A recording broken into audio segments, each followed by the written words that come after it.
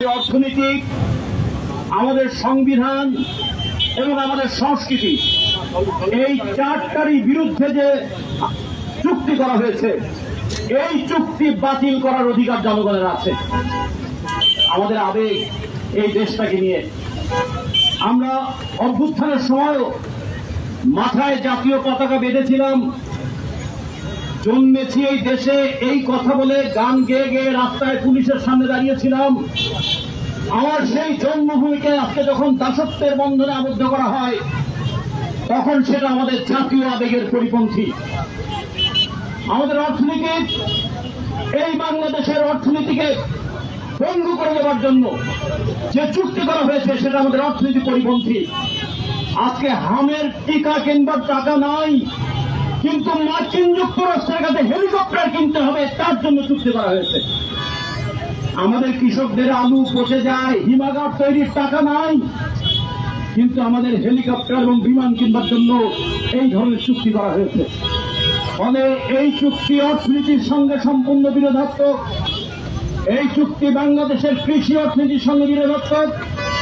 এই চুক্তি বাংলাদেশের মেধা সম্পদের সঙ্গে বিরোধাত্মক।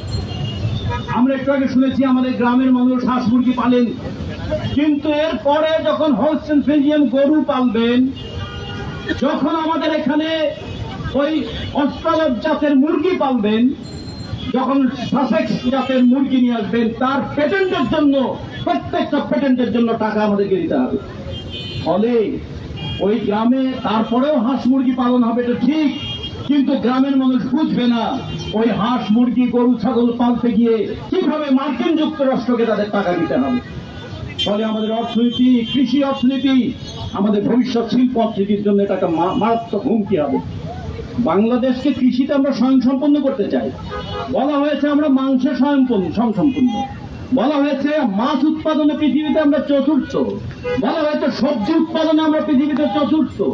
তাহলে আমরা যদি খাদ্যে স্বয়ংসম্পন্ন হই, তাহলে প্রতি বছর কেন 7 লক্ষ টন করে গম আমদানি করতে হবে আমেরিকার কাছ থেকে? সেই চুক্তি কেন করতে হবে আমাদেরকে? আমাদের দেশ আমরা স্বাধীনভাবে কিনতে পারি, স্বাধীনভাবে বিক্রি করতে পারি, এটা ছাড়া একটা দেশের অর্থনৈতিক স্বাধীনতা থাকে। কিন্তু আমাদের কিনতে হবে আমেরিকার কাছ থেকে তেল, কিনতে হবে আমেরিকার মাধ্যমে আমাদের গ্যাস। কয়েকদিন আগে এই সরকারের প্রতিনিধি দল চীনে গিয়েছিলেন, চীন থেকে মুখ কালো করে ফিরে এসেছেন।